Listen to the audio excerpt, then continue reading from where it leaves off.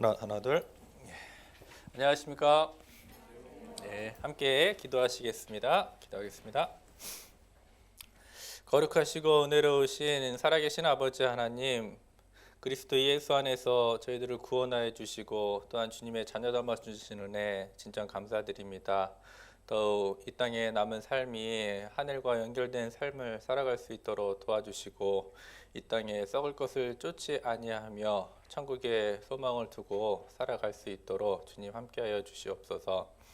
더욱 처음 구원받아 또 주님의 사랑을 알고 또 말씀 가운데 주님의 뜻을 더 알고자 합니다. 오늘 귀한 주일 오전 시간 또 함께 하여 주심으로 또 하나님의 뜻을 알아가는 귀한 시간 될 수 있도록 인도하여 주시옵소서. 모든 시종을 주님께 의지하오며 저희를 사랑하시는 고마우신 예수님 이름으로 감사하며 기도드렸습니다.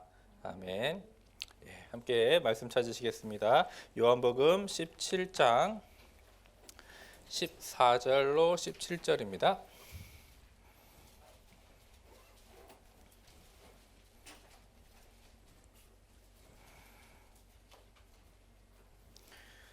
요한복음 신약성경 178페이지 요한복음 17장 14절로 17절 제가 천천히 읽겠습니다.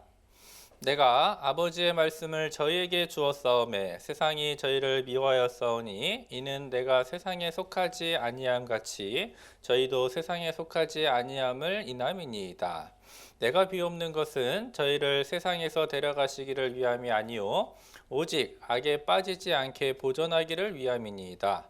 내가 세상에 속하지 아니함 같이 저희도 세상에 속하지 아니하였사옵나이다. 저희를 진리로 거룩하게 하옵소서. 아버지의 말씀은 진리니이다. 오늘 주제가 세상 속의 그리스도인입니다. 말씀 주제처럼 저희가 이제 구원을 받았지만 바로 천국으로 옮겨지는 것이 아니라 아직은 세상 안에 우리가 살고 있습니다. 세상 안에서 그리스도인으로서 어떻게 살아야 되는지 그 말씀을 통해서 오늘 1시간 정도 공부해 보고자 합니다. 하나님은 구별하시고 분리하시는 하나님이라고 이야기할 수 있습니다. 천지 창조 일주일간 그 창조를 통해서요, 첫날 빛과 어두움을 나누셨어요. 그래서 저녁과 아침을 분리하셨고 또 하늘과 땅을 분리하셨습니다. 식물을 창조하실 때도요, 풀과 채소, 먹을 수 있는 채소와 먹을 수 없는 풀로 또 구별하셨다는 것을 알 수 있죠. 동물을 만드실 때도 땅의 짐승과 육축, 기를 수 있는 짐승과 기를 수 없는 짐승으로 나누셨습니다. 또 이 창조의 역사 자체가 잘 생각해 보면 구별하시고 분리하신다라는 것을 우리가 깨닫게 됩니다. 하나님이 선택한 민족 이스라엘, 그 온 세상 가운데 한 민족을 선택해서 구별하시고 분리하셨죠. 또 우리를 구원하신 그 구속의 역사도 마찬가지로 이 빛과 어둠을 나누듯이 천국과 지옥으로 또 생명과 사망으로 구별하셨다라는 것을 우리가 알 수 있습니다. 성경에는 천국에 대한 비유도 많이 기록이 되어 있는데요. 알곡과 쭉정이라고 말씀하셨고 곡식과 가라지라고 말씀하셨습니다. 이렇듯 계속해서 분리하시고 구별하시는 하나님. 결국 이 땅에 세상과 그리스도인으로 구별하신다라는 거예요. 구원받은 그리스도인과 영원히 멸망하는 죄인들로 마지막 때에는 그렇게 구별하시고 분리하실 것을 천지 창조 때부터 계속해서 우리에게 알려주고 계십니다. 요한 1서 5장 12절을 찾아보겠습니다. 요한 1서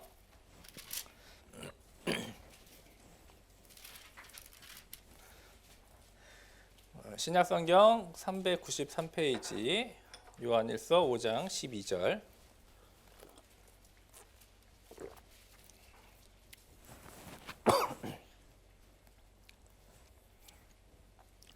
5장 12절 앞에도 띄어놨는데요. 제가 읽어보겠습니다. 아들이 있는 자에게는 생명이 있고 하나님의 아들이 없는 자에게는 생명이 없느니라. 그러니까 생명이 있는 자가 있고 생명이 없는 자가 있다라고 말씀하고 있습니다. 그렇게 구별하는 근거는 아들이 있느냐 없느냐에 따라서 생명이 있고 없고가 결정이 된다라는 거죠. 하나님은 세상 많은 사람들 중에 이 그리스도의 사람으로 부르시는 사람이 있어요. 구원받은 성도가 바로 그런 사람이죠. 이 땅에는 여전히 이뤄져가는 사람이 있고 구원을 받아서 또 하나님의 자녀로 거듭난 두 종류로 구별되고 분리되고 있다라는 겁니다. 그 뒤에 19절도 보시면 5장 19절 또 아는 것은 우리는 하나님께 속하고 온 세상은 악한 자 안에 처한 것이며 분명한 구별에 대해서 말씀하고 계시죠. 온 세상이 여러 모양을 가지고 있습니다. 그런데 그 가운데 이 하나님의 아들이 없다라면 여전히 악한 자 안에 처해 있다라고 말씀하고 있어요. 반대로 하나님의 아들이 있는 사람에게는 그 안에 생명이 있고 하나님께 속한다. 그래서 또 아는 것은 우리는 하나님께 속하고 하나님의 아들이 있는 자는 생명이 그 안에 함께 있다라고 말씀하고 있습니다. 우리의 신분을 잠깐 생각해 보면 우리는 멸망받을 수밖에 없는 그런 운명이 있었죠. 그런데 하나님의 긍휼하심과 자비하심으로 그 은혜로 말미암아 우리가 부르심을 받았어요. 그리고 말씀을 듣게 되고 우리는 전혀 다른 새로운 신분을 갖게 되었다. 그렇게 이야기합니다. 세상에 썩어질 운명이 있었는데 이제 신분이 바뀌었어요. 하나님의 자녀라는 신분이 바뀌었죠. 또 소망을 갖게 됐죠. 그전에는 이 땅에 소망을 두고 살았습니다. 이 땅의 명예와 권력과 돈을 쫓아서 살았다라고 하면은 이제는 그 소망이 하늘 소망으로 바뀌었다라는 거예요. 어떤 인생의 최대의 문제가 뭘까를 생각해 보면요. 누구에게나 있는 문제인데 물론 먹고 사는 문제도 있을 수 있지만 그것보다 더 중요한 문제는 죽고 사는 문제거든요. 죽는 것. 한 번 죽는 것은 사람에게 정하신 것이다 그랬잖아요. 그러니까 78억의 인구가 있는데 누구에게나 그 죽음은 다가온다라는 거예요. 그런데 구원받은 사람은 그 죽음을 해결한 사람들인 거잖아요. 그 소망이 이 땅에 있는 것이 아니고 천국에 있다라는 거죠. 또 어떤 기대할 수 없었던 영원한 생명을 얻게 되었다라는 거죠. 육신이 생명을 얻은 것이 아니라 이 죽어있던 영혼이 살아나서 영원한 천국의 소망을 두고 영원한 생명을 갖게 되었다. 그것이 우리 그리스도인의 어떤 가장 크고 놀라운 변화라고 이야기할 수 있습니다. 이 예수님을 통해서 그런 변화가 나타나는데요. 우리가 이 세상 속에 살고 있는데 오늘이 2022년 3월 27일이죠. 그 날짜의 기준이 뭐예요? BC와 AD로 나누잖아요. BC, Before Christ, 예수님이 오시기 전과 그리고 AD, 아노 도미니, 라틴어인데요. 예수님 오신 이후로 이렇게 우리의 그 역사 가운데 이 예수님 오기 전과 후로 나눔으로써 세상에서도 놀라운 변화가 있었고 그래서 BC와 AD로 지금 나누고 있습니다. 우리 개인의 삶도 마찬가지라고 이야기할 수 있습니다. 예수 그리스도께서 내게 찾아오셔서 나에게 어떤 놀라운 변화와 전과는 전혀 다른 변화를 주셨다라고 이야기할 수 있죠. 그 전에는 내가 온 세상 안에 이 세상 안에 속해 있었고 악한 자 안에 속해 있었습니다. 그런데 이제는 하나님 안에 있고 또 그 생명을 누리게 되었고 하나님께 속하게 되었다. 그래서 또 아는 것은 우리는 하나님께 속했다라는 것.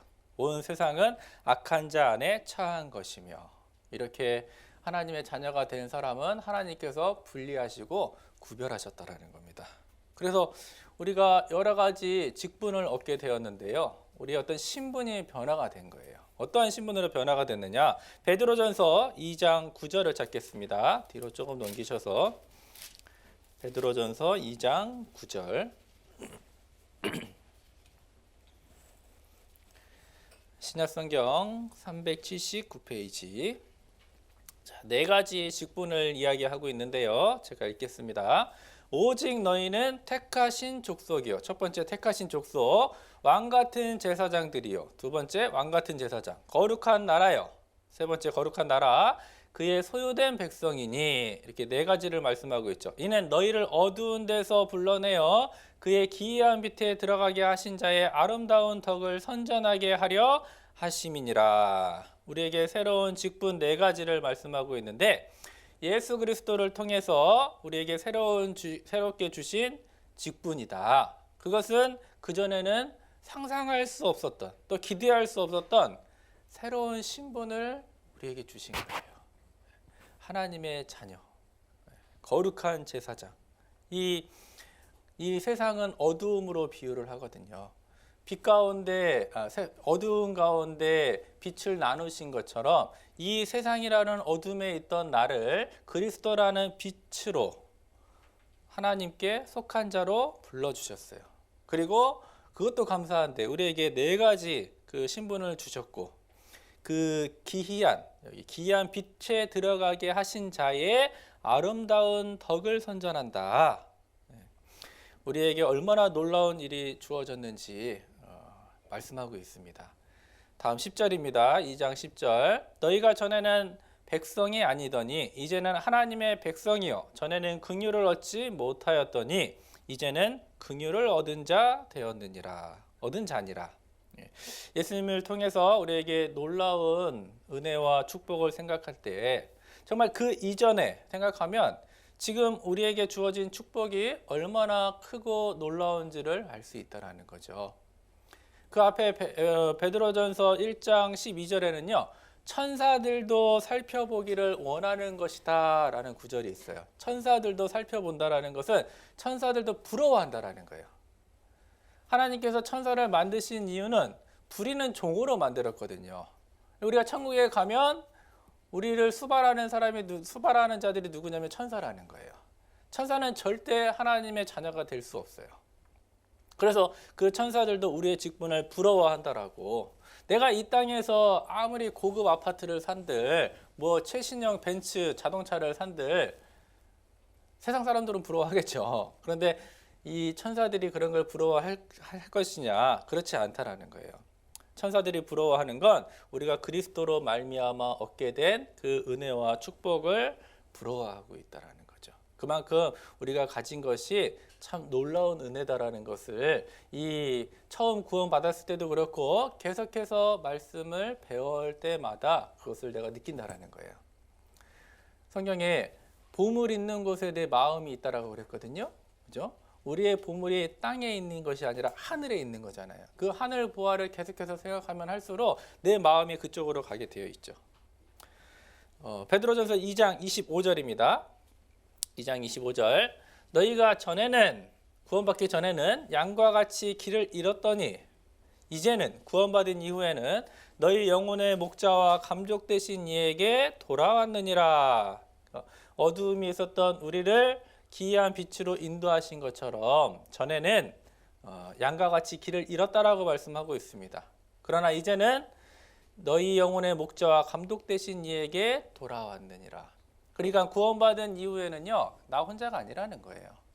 하나님이 함께 계신다라는 거죠. 구원받기 이전에는 세상이 나의 중심으로 돌아가고 있고 내가 나를 의지했다라면 이제 구원받은 이후에는 지금 뭐라고 말씀하셨냐면 예수님이 목자라고 말씀하고 계시거든요. 나는 양이라는 거예요. 자, 한번 생각해 보세요.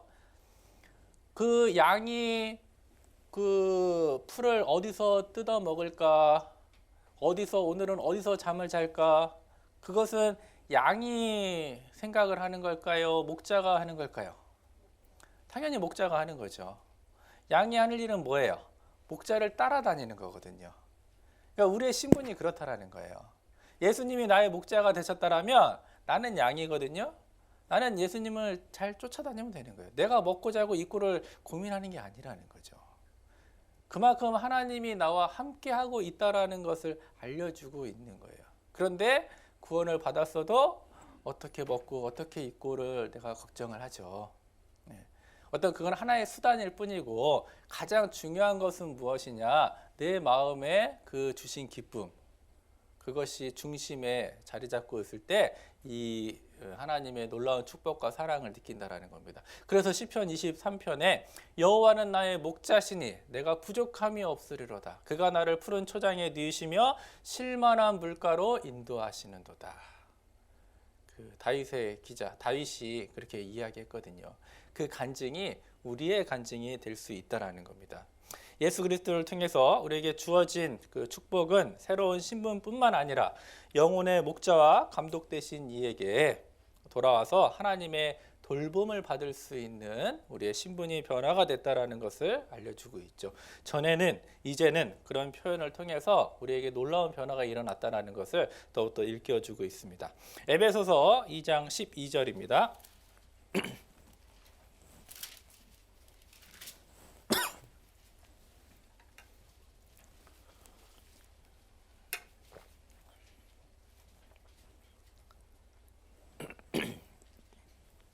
자, 여기도 구원받기 전 우리 상태 그리고 구원받은 이후의 상태에 대해서 말씀해 주고 있는데요. 12절 그때 너희는 그리스도 밖에 있었고 이스라엘 나라 밖 사람이라 약속의 언약들에 대하여 외인이요 세상에서 소망이 없고 하나님도 없는 자이더니 구원받기 전에 우리의 상태에 대해서 말씀해 주고 있죠. 이스라엘 나라 밖 사람이다. 하나님의 자녀가 아니었고 약속의 언약 하나님이 나에게 주신 언약들이 있는데 구원받기 전에는 그걸 몰랐어요. 그리고 이 세상에서 이 세상은 지나가는 세상이고 썩어질 세상이라고 그랬거든요. 아무리 손에 잡으려고 해도 이 바람과 같이 빠져나가는 것이 이 세상의 물질이고 세상에 있는 것들이라는 거죠. 소망이 없고 하나님도 없는 자이더니 13절 이제는 전에 멀리 있던 너희가 그리스도 예수 안에서 그리스도의 피로 가까워졌느니라. 그리스도 안에서 새로운 신분을 갖고 있는 놀라운 영광을 누리고 있다라는 것을 그것이 그리스도의 피로 말미암아 우리가 구원을 받았다라는 거죠. 그 구원이 앞에 2장 8절 9절에 보시면요. 너희가 그 은혜를 인하여 믿음으로 말미암아 구원을 얻었나니 믿음으로 말미암아 어떤 행위로 말미암은 것이 아니고 이미 하나님께서 이 아담이 범죄할 줄 알고 계셨어요. 나와 상관없이 2000년 전에 예수님을 보내서 우리를 구원해 주셨거든요. 그것을 내가 지금 듣고 믿었을 뿐인데 구원을 얻었나니 얻을 것이 아니죠. 이미 얻었다라고 말씀하고 있습니다. 그래서 이것이 너희에게서 난 것이 아니요 하나님의 선물이라. 선물은 공짜로 받는 거예요. 세상에서는 구원받기 전에는 어떤 율법적인 행동들이 우리에게 있습니다. 옛날에는 이사하면은 접시에다가 떡 돌렸잖아요. 그죠? 이웃들한테 같이 나눠 먹는 그런 게 있었어요. 근데 그걸 받으면은 그냥 빈 접시로 주지 않죠? 거기에 뭐라도 하나 이렇게 얹어줘야 되는 그게 어떤 율법적인 행동이거든요. 그런데 하나님은 우리한테 무엇을 받으시는 분이 아니잖아요. 천지에 충만하시고 모든 걸 다 만드신 분이 뭐가 부족해서 나한테 뭘 달라고 하는 게 아니죠. 그 하나님은 우리에게 먼저 주고 싶어 하세요. 하나님은 모든 사람이 구원을 얻으며 진리를 알기를 원하시느니라. 값없이 선물로 주셨다라고 말씀하고 있죠. 그래서 행위에서 난 것이 아니니 이는 누구든지 자랑치 못하게 함이니라. 우리가 한 것은 단지 말씀을 듣고 믿고 받아들였을 뿐인데 우리에게 놀라운 은혜와 새로운 신분의 변화를 주셨다라고 말씀하고 있습니다. 처음 찾았던 요한복음 17장으로 다시 가겠습니다. 17장 17절.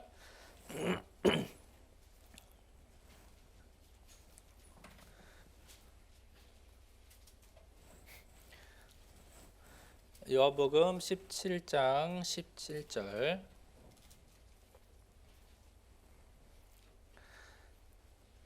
예. 17절 한 구절만 같이 읽어보겠습니다. 저희를 진리로 거룩하게 하옵소서. 아버지의 말씀은 진리니이다. 아버지의 말씀은 진리니이다. 우리가 무엇을 붙잡아야지 되느냐? 세상에 많은 학문과 지식들이 있습니다. 그런데 우리가 눈에 보이고 있는 그 모든 것들은 결국 다 변한다라는 거예요. 진리라는 것은 사실이라는 말이고 변하지 않는 것을 진리라고 이야기해요. 내가 이 땅에 눈으로 보고 있는 그 모든 것은 다 변해요. 헌법도 변하잖아요. 우리나라 법이 변하면 안 될 것 같은데 법도 그 시대에 맞게끔 변화한다는 거죠. 3,500년 동안 기록된 이 성경이 한 번도 변하지 않고 우리에게 전해져 왔다라는 거야. 사람 마음도 변해요. 모든 것은 다 변해도 변하지 않는 것이 딱 하나, 바로 이 성경이라는 거죠. 그렇기 때문에 이 성경을 진리라고 말씀하고 있어요. 아버지의 말씀은 진리니이다. 이 놀라운 은혜를 받게 된 이유는 딱 하나, 내가 듣고 받았거든요. 앞에 17장 8절을 보겠습니다. 8절, 요한복음 17장 8절. 나는 아버지께서 내게 주신 말씀을 저희에게 주었사오며. 그러니까 우리에게 말씀을 주셨어요. 그 진리의 말씀. 저희는 이것을 받고 우리가 한 일은 그 말씀을 단지 받아들였을 뿐이죠. 내가 아버지께서 나온 줄을 참으로 아오며 말씀을 받아들이니까 예수님이 누구시고 예수님이 무슨 일을 하셨는지를 내가 깨닫게 됐어요. 아버지께서 나를 보내신 줄도 믿었사옵나이다. 내가 말씀을 듣고 받아들였다라는 이유 하나만으로 우리에게 놀라운 은혜와 축복을 주셨다. 정말 이 자리에 내가 앉아 있는 것도 어느 누군가가 전도했기 때문에 내가 이 자리에 앉아 있습니다. 이제 앞으로 전도를 할 거예요. 전도를 하다 보면 사람들의 마음이 정말 완악하고 완고하다라고, 고집이 정말 세다라는 것을 느끼게 됩니다. 구원을 받으면 가장 처음 생각나는 게 누굴까요? 가족이죠. 구원받은 사람 안에는 성령이 내 안에 들어와 있거든요. 그러면 성령이 들어와 있다는 것은 영혼이 보여요. 영혼이. 저 영혼이 어디 갈까? 지옥에 가는데 나는 진리를 알고 있는데 그 진리를 계속해서 증거해요. 그러나 그 전도하는 대상을 보면 정말 철옹성 같고 성벽 같고 무너지지 않는 것처럼 보인다라는 거죠. 그런데 그 마음이 누구 마음이었느냐? 구원받기 전에 내 마음도 똑같았다라는 거예요. 그때 내가 비로소 깨닫게 돼요. 정말 내가 그 말씀을 받아들였다라는 것 자체가 얼마나 큰 은혜고 내가 그 진리를 믿고 있다라는 것이 얼마나 특별한 은혜인지 깨닫게 된다라는 거죠. 나와 똑같은 말을 했고 똑같이 무감각한 반응을 보였고, 그런데 결국은 내가 지금 믿고 이 하나님의 은혜 가운데 있다. 단지 그 말씀을 듣고 믿었을 뿐인데 기대할 수 없는 놀라운 은혜를 허락해 주시고 새로운 신분을 우리에게 허락해 주셨어요. 하나님의 자녀라는 확신을 나에게 주신 거죠. 그래서 우리가 전도를 해 볼 때마다요, 전도를 할 때마다 정말 역설적이게도 내가 믿고 있다라는 사실이 더 소중하다라는 것, 그 하나님이 주신 은혜라는 것을 더욱더 깨닫게 된다라는 거예요. 이 진리의 말씀, 우리에게 주신 말씀을 통해서 진리라고 하는데 우리가 발견한 진리가 무엇일까? 17장 25절입니다. 요한복음 17장 25절. 17장 25절. 의로우신 아버지여 라고 그랬죠. 의로우신 아버지. 우리가 발견한 진리는 하나님은 의로우시고 거룩하시다라는 거예요. 26절. 내가 아버지의 이름을 저희에게 알게 하였고 또 알게 하리니 이는 나를 사랑하신 사랑이 저희 안에 있고 나도 저희 안에 있게 하려 함이니이다. 우리가 하나님의 말씀을 받아들임으로 발견한 진리가 바로 하나님은 의로우시다라는 거. 그럼에도 불구하고 사람은 죄가 있는데 우리를 사랑하신다라는 거예요. 하나님은 빛이시고 거룩하시고 깨끗하신 분. 그런데 그 두 가지 진리, 하나님은 공의 그리고 사랑을 함께 갖고 계십니다. 그 십자가 안에서 그 의로운 사랑이 선포가 된 거죠. 하나님의 의로움도 들어있고 우리를 결코 버리지 않는다라는 사랑이 그 십자가 안에 들어있다라고 이야기할 수 있습니다. 앞에 보겠습니다. 로마서 3장 26절인데요. 곧 이때에 자기의 의로우심을 나타내사 자기도 의로우시며 또한 예수 믿는 자를 의롭다 하려 하심이라. 자기도 의로우시고 또한 예수 믿는 자를 의롭다 하려 하심이라. 십자가 그 하나님의 의로움에 대한 선포이며 또 그 의로움에도 불구하고 우리를 얼마나 사랑하시는지 우리는 처음부터 어두운 가운데 있었거든요. 어둠의 자식이라고 그랬습니다. 그런데 그 십자가 안에서 공의와 사랑이 이루어졌죠. 그것을 통해서 우리가 하나님의 자녀가 되었다라는 거예요.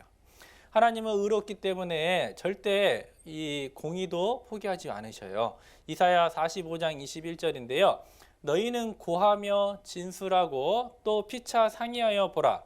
이 일을 이전부터 보인 자가 누구냐? 예로부터 고한 자가 누구냐? 나 여호와가 아니냐? 나 외에 다른 신이 없나니? 그 뒤에는 같이 읽겠습니다. 나는 공의를 행하며 구원을 베푸는 하나님이라. 나 외에 다른 이가 없느니라. 우리가 이 말씀을 통해 발견한 진리, 하나님은 공의를 행하며 구원을 베푸시는 하나님이라는 사실을 발견하게 되죠. 단지 구원을 베푸시는 하나님이 아니에요.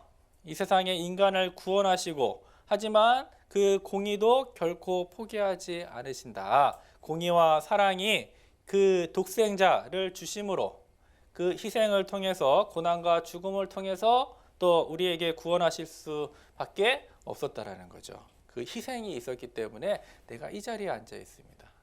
하나님이 그 독생자 아들을 주셨고 또 나를 누군가를 통해서 전도를 통해서 내가 이 자리에 앉아 있는 거예요. 하나님의 방법이 그래요. 예수님께서 십자가에서 못 박혀 돌아가시고 부활 승천하셨습니다. 그때 뭐라고 말씀하셨냐면 너희는 온 천하에 다니며 만민에게 복음을 전파하라 그렇게 말씀하셨거든요. 그러니까 복음을 깨닫기 위해서는 전파하라. 반드시 누군가가 전해야지 그 전한 복음을 내가 믿고 구원을 받을 수 있는 거죠.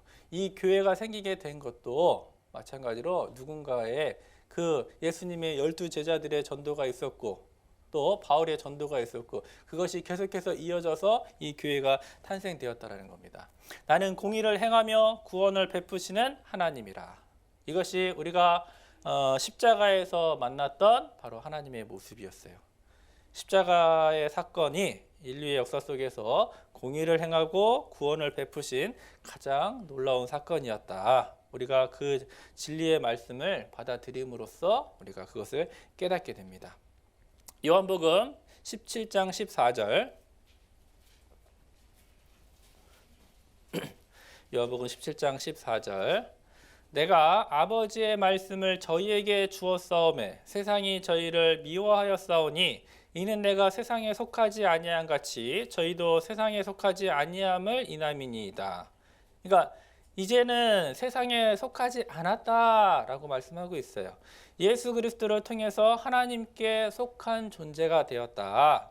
16절 내가 세상에 속하지 아니한 같이 저희도 세상에 속하지 아니하였삼나이다. 말씀을 받아들이고 예수 그리스도를 믿음으로 말미암아 이제는 세상에 속한 존재가 아니요 하나님께 속한 존재가 되었다. 우리의 소속이 달라진 거죠. 우리의 시민권은 하늘에 있는지다 그랬거든요. 소속이 이제 이 땅의 시민이 아니라 하늘 소망이 있다. 그리스도를 통해서 하나님의 것으로 구별되고 분리되었다라는 것을 우리에게 깨닫게 해주십니다. 요한복음 앞에 15장 18절입니다.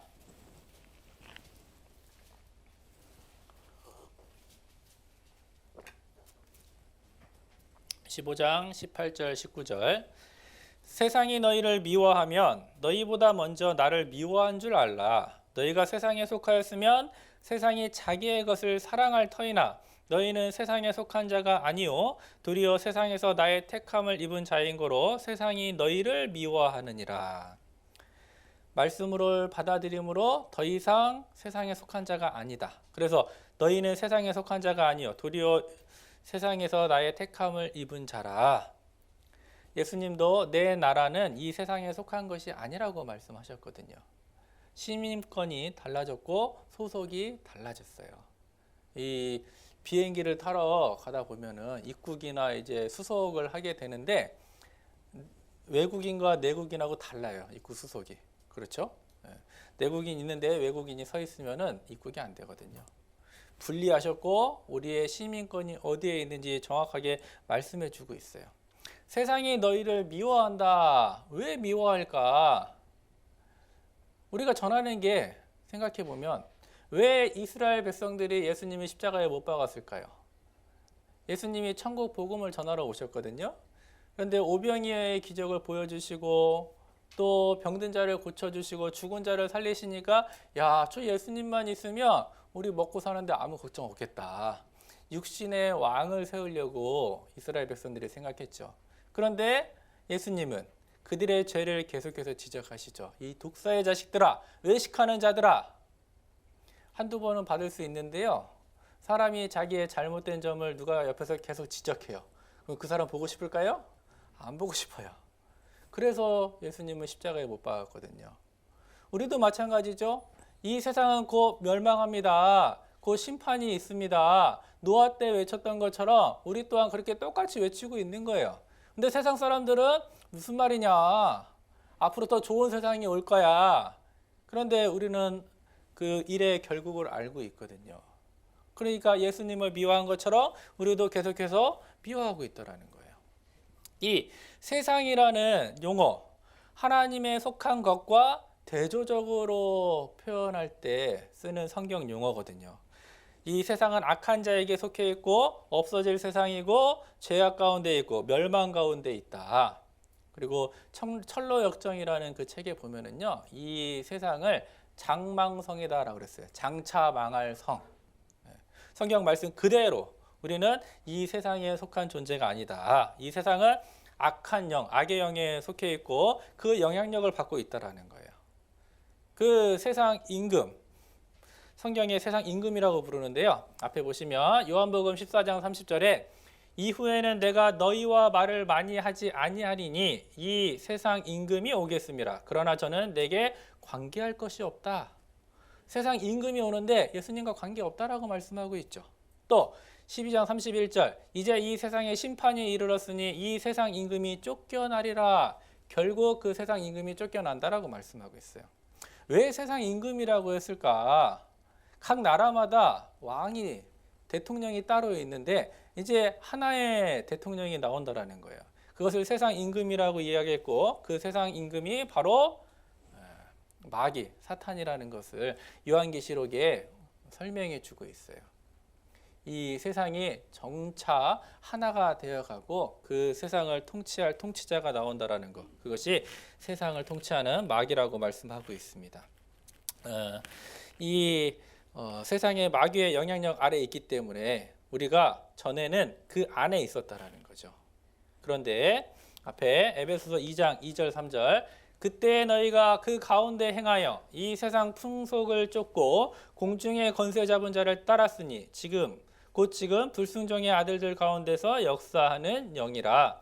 전에는 우리도 다 그 가운데 우리 육체의 욕심을 따라 지내며 육체와 마음에 원하는 것을 하여 다른 이들과 같이 본질상 진노의 자녀였더니 악한 자의 영향력 아래 있었고 지금도 불순종 가운데 역사하는 영이 있는데 그 공중의 권세 잡은 자로 일컬어지는 사탄을 이야기합니다. 우리가 구원받기 전에 그 사탄의 영향력 아래에 또 이 세상에 속한 존재가 아니라 이제는 그리스도 안에서 하나님의 것으로 분리되고 구별되었다라고 말씀하고 있는 거죠. 우리의 신분을 정확하게 해야지 내가 어떻게 살아야 되는지 알 수 있다라는 거예요. 악한 자의 영향력 아래에 있는 그것이 무엇일까? 이 세상에 우리를 유혹하는 유혹의 3종 세트라고 하는 것이 있어요. 그게 뭐냐면 요한일서 2장 16절에 이는 세상에 있는 모든 것이 육신의 정욕, 육체적으로 갖고 싶어하는 것들, 안목의 정욕, 눈으로 보고 있는 안목의 정욕, 이생의 자랑, 삶 가운데 어떤 자랑거리, 그 모든 것이 내가 세상에서 쫓고 살았다라는 거죠. 이게 마귀가 유혹하는 세 가지라고 이야기합니다. 그런데 그것은 다 아버지께로 쫓아온 것이 아니요 세상으로 쫓아온 것이라. 그건 마귀가 주는 거다. 세상이 주는 거다. 이 세상도 그 정욕도 지나가되 오직 하나님의 뜻을 행하는 이는 영원히 거하느니라. 이 세상 것을 쫓는 뒤에 뭐가 있냐라면 마귀가 숨어 있다라는 거예요. 낚시꾼이 낚시를 하잖아요. 그 미끼를 던지죠. 그 미끼 뒤에 낚시꾼이 있는 것처럼 우리를 이 유혹의 3종 세트로 그 뒤에서 마귀가 계속해서 조종하고 있다라는 거죠. 그래서 예전부터 생각해 보면은요, 어떤 뭐 다산, 풍요, 그리고 안녕, 평안함, 그런 것들을 기원하는 신이 세상에 가득했거든요. 그것이 바로 마귀의 작품이다라고 이야기할 수 있습니다. 15절에 이렇게 이야기해요. 이 세상이나 세상에 있는 것들을 사랑치 말라. 누구든지 세상을 사랑하면 아버지의 사랑이 그 속에 있지 아니하니. 세상에 있는 모든 것이 아버지께로 쫓아온 것이 아니라 세상 마귀를 쫓아온 것이다. 그래서 세상과 그 세상에 있는 것들을 사랑하지 말라고 계속해서 말씀하고 있어요. 우리에게는 어떤 이 세상은 썩는 세상이라고 그랬는데 썩지 않고 더럽지 않고 쇠하지 아니하는 소망이 있거든요. 그 하늘 소망, 하나님이 주신 소망, 절대 없어지지 않는다라고 말씀하고 있습니다. 세상에나 세상에 있는 것들을 사랑치 말라. 왜? 우리는 소속이 달라졌기 때문에, 하나님께 속한 자이기 때문에 이 세상에 속하는 것들로부터 벗어날 수 있도록 결국 세상과 싸움, 전쟁을 해야 되는 거예요. 구원받았는데, 구원받아서 바로 천국에 가면 좋겠는데 아직은 이 육신이 이 세상에서 살고 있거든요. 이 세상은 마귀가 권세 잡은 자라고 그랬습니다. 그래서 계속 육신적인 영적인 싸움이 계속되고 있다라는 거예요. 17절에 이 세상도 그 정욕도 지나가되. 자, 중요한 거, 지나간다라는 거예요.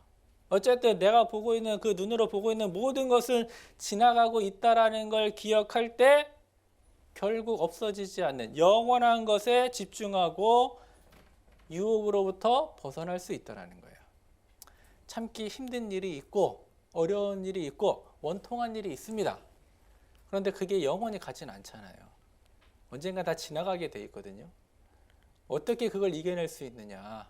지나가고 있다라는 거, 또 주님이 나와 함께하고 있다라는 거.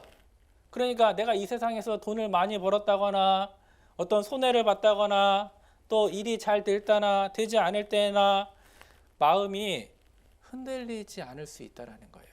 그 모든 것은 하나님 안에 있는 것이고, 솔로몬이 한마디로 이야기했어요. 이 또한 지나가리라. 그 모든 것은 다 지나간다라는 거예요. 좋은 것이든 나쁜 것이든 이 또한 지나가고 있다라는 걸 기억할 때 내 마음을 거기에 뺏기지 않고 진정한 가치 있는 것이 어디인지 그 하늘에 두고 산다라면 그것을 이겨낼 수 있다라는 거죠.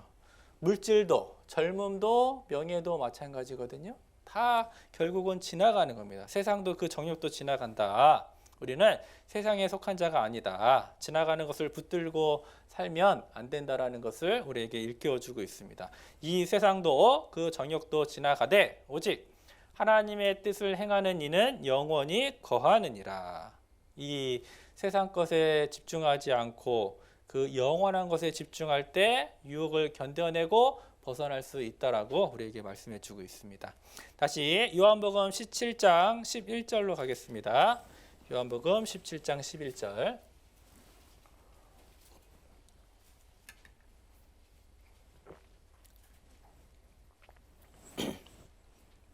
11절입니다. 나는 세상에 더 있지 아니하오나 저희는 세상에 있사옵고. 아직 우리가 세상에 살 수밖에 없다라고 말씀하고 있죠. 예수님은 부활 승천하셔서 하나님 우편에 앉아 계셔요. 그런데 우리는 아직 세상에 있다. 15절. 내가 비옵는 것은 저희를 세상에서 데려가시기를 위함이 아니요. 구원받고 바로 데려가시는 게 아니다. 오직 악에 빠지지 않게 보존하기를 위함이니이다. 구원받자마자 천국으로 순간 이동시키는 게 아니라는 거죠. 나는 분명히 구원받았는데 아직은 이 육신은 이 세상에 속해 있습니다. 그리고 내 육체는 죄성이 작용하고 있어요. 여전히 초라하고 연약해요. 구원을 받았는데 구원을 받았어도 죄를 지어요. 구원을 받았으면 죄가 없어진 줄 알았는데 그렇지 않죠. 죄가 없어진 게 아니죠.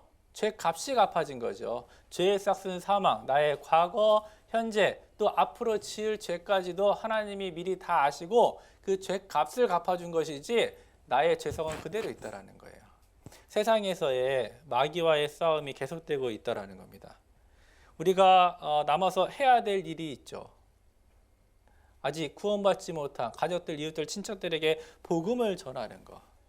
그런데 그건 내 힘으로 할 수 있는 게 아니거든요. 오직 악에 빠지지 않게 보존하기를 위함이니이다. 이 주님 안에 붙어 있을 수 있도록 또 전도하기 위해서 또 마귀와 대적하기 위해서 일마다 때마다 하나님의 도우심이 필요하다라는 거예요. 왜? 우리는 아직 세상에 있거든요.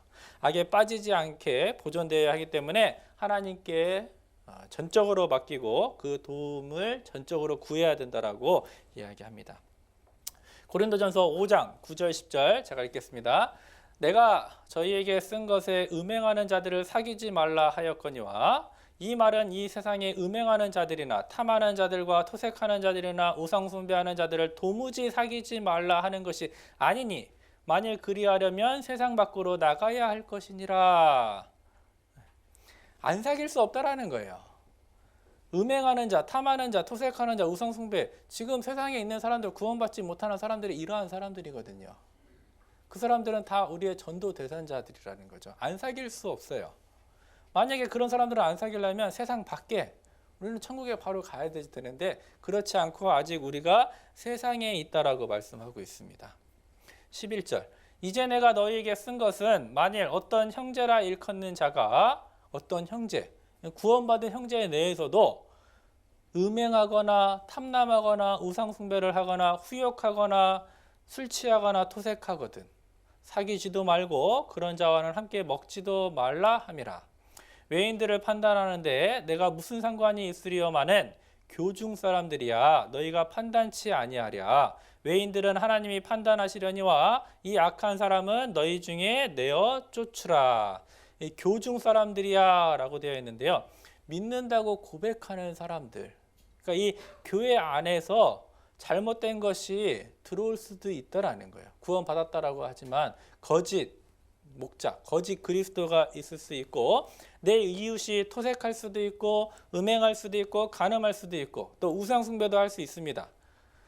세상에 작은 악한 자들이 도무지 사귀지 않을 수 없는데 우리가 비록 세상에 있지만 이 적어도 믿는 사람들, 이 무리 가운데, 교회 가운데에서는 그 악한 것을 용납해서는 안 된다라는 거죠. 구원받았다라고 해서 다 형제고 자매라고 이야기하지만 그 안에 악이 아직도 있다라는 거예요. 그리고 그 악을 이 교회 가운데 가지고 오면 안 된다. 적어도 교회 안에서는 결국 구별되어 있어야 된다라고. 그래서 세상 속의 그리스도인 구별되어야 될 것을 계속해서 말씀하고 있죠. 바다에 물고기가 있는데 그 물고기를 잡아보면 바닷물은 분명히 짜거든요. 그런데 물고기는 짜요 안 짜요? 안 짜죠? 간하잖아요. 처음에 저도 놀랐어요. 아니 왜 그 소금물을 먹는데 왜 속이 안 짜지?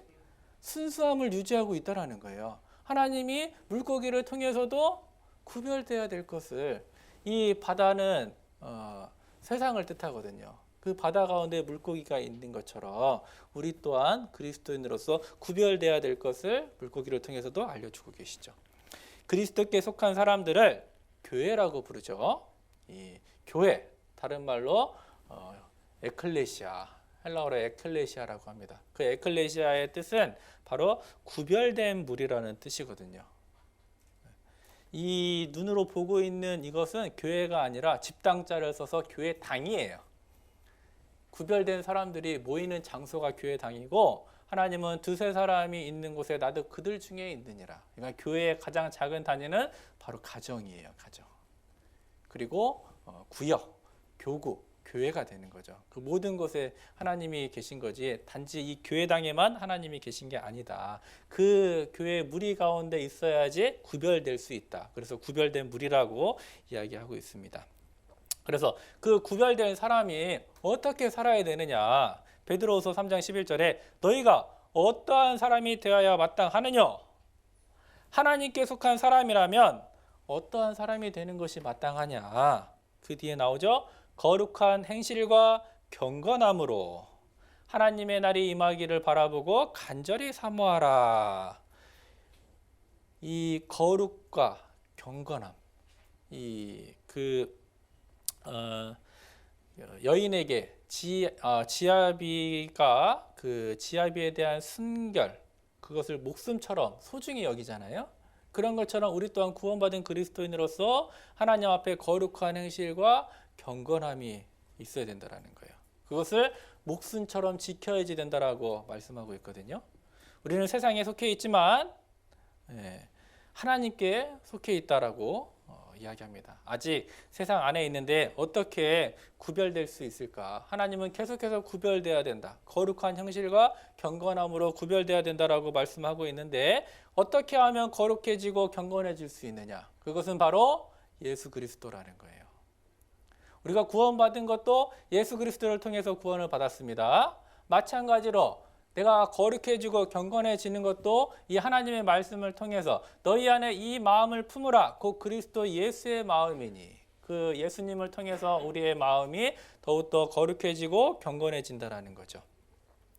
요한일서 5장 4절 5절에 대저 하나님께로서 난 자마다 세상을 이기느니라. 세상을 이긴 이김은 이것이니 우리의 믿음이니라. 예수께서 하나님의 아들이심을 믿는 자가 아니면 세상을 이기는 자가 누구뇨? 어떻게 세상을 이기고 거룩하고 구별될 수 있는가? 바로 주님 자신이 답이라고 말씀하고 있죠. 세상을 이긴 이김은 이것이니 우리의 믿음. 그 예수 그리스도를 믿는 믿음.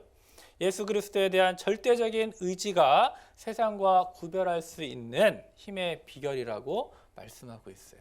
구원받은 것도 예수 그리스도를 통해서 우리가 경건한 삶, 구별된 삶을 사는 것도 예수 그리스도를 통해서만 가능하다라는 거죠. 그랬을 때 하나님은 우리를 지켜주셔요. 혼자 있는 게 아니라 그랬죠. 구원받은 순간 목자 되신 그 예수님이 우리와 함께하고 있어요. 우리에게 정말 위로가 되는 말씀이 있는데요. 여기 시편 17장 8절 9절 같이 한번 읽어보겠습니다.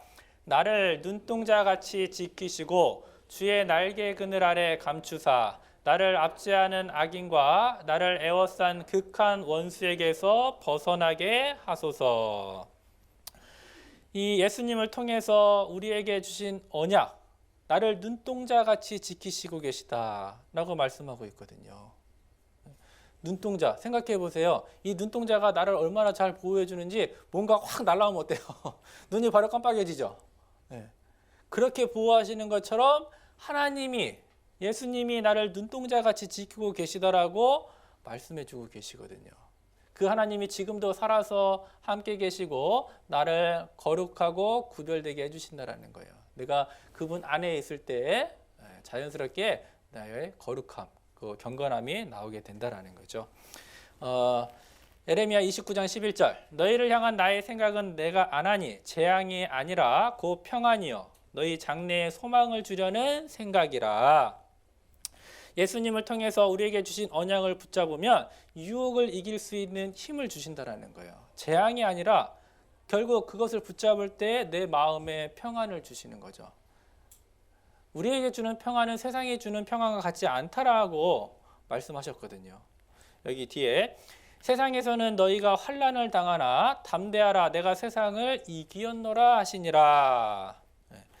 주님의 선언을 기억하며 우리도 유혹받을 수 있는 힘을 얻게 돼요. 이미 이기신 싸움에 우리가 함께하고 있는 거거든요. 결국 우리는 알고 있잖아요.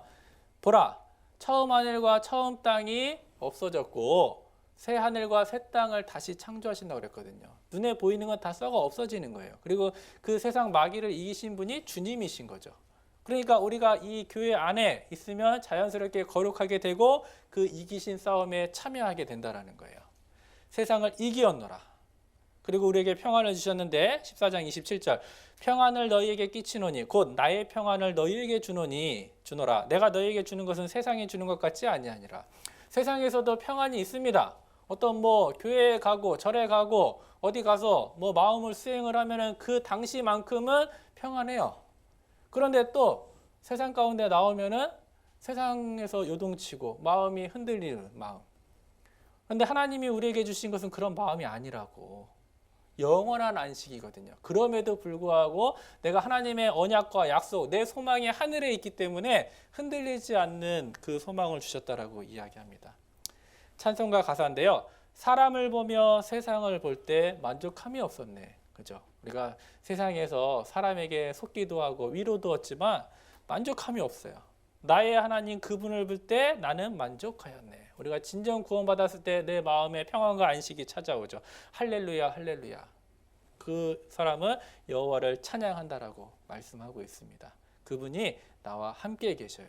나에게 평안을 주십니다. 마지막으로 아가서 2장 10절입니다.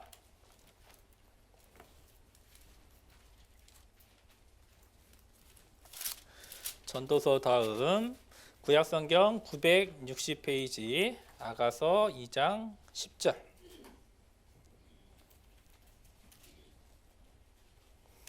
아가서 2장 10절. 못 찾으신 분은 앞에 보고 함께 같이 읽겠습니다. 나의 사랑하는 자가 내게 말하여 이르기를 나의 사랑 나의 어여쁜 자야 일어나서 함께 가자.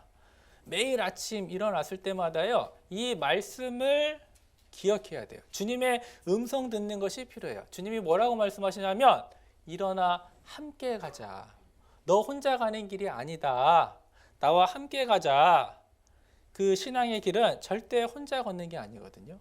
말씀을 통해서 함께 걷고 옆에 형제 자매와 함께 걷고 주님과 함께 걷고 오늘도 주님이 내 손을 붙잡고 함께 걸어가자라고 말씀하고 계세요. 주님의 손을 잡고 친밀한 교제를 나누면 세상이 더 이상 우리에게 영향력을 발휘하지 못한다라는 겁니다. 아직 세상에 있지만 세상에 속하지 않은 자처럼 정말 그렇게 살 수 있는 것 주님이 일어나서 함께 가자. 매일의 삶 가운데 그 하나님과 동행할 때 우리가 세상 속에 있지만 구별된 그리스도인의 삶을 살 수가 있습니다. 기도하고 마치겠습니다. 하나님 감사합니다. 주일 오전 시간 또 귀한 시간 주님의 말씀을 들을 수 있는 기회를 허락하여 주시고 또 우리를 세상과 구별하여 주셔서 또 남은 인생을 살아갈 수 있음에 더욱 감사드립니다. 항상 매 삶 가운데 주님이 함께하고 있음을 느끼며 또 주님께 모든 것을 의지하고 살아가기를 원합니다. 또 세상에서 한 주간 살 때에도 주님이 주시는 지혜와 능력으로 모든 것 이겨낼 수 있도록 도와주시고 또 저희들의 입술을 통하여 이 마지막 때에 구원받지 못한 모든 사람들에게 말씀을 증거케 인도하여 주시옵소서. 이후에 모든 일정 주님께 의지하오며 저희를 구원하여 주신 고마우신 예수님 이름으로 감사하며 기도드렸습니다. 아멘.